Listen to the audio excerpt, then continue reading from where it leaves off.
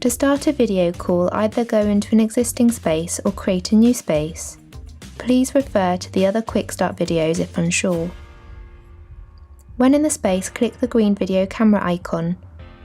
Then turn on the microphone and video camera and click Join. The other participants will then be notified and join the video call. The other participants will appear on screen.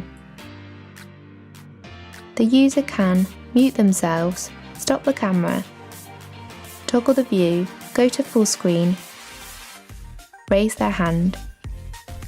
There is still access to the chat within a space and the ability to add another participant to the space. To add an external participant to the space, click the conference link icon and send that to the external participants. A notification will appear when someone externally has accepted to join the call from the URL link. The external party will have had to type their name before requesting to join the call. Press Admit for when ready for the external party to join the space video conference call. Under Participants, there is an option to remove a participant. Either end the call by clicking the red telephone symbol, or select another moderator before leaving if the call will be continuing without you.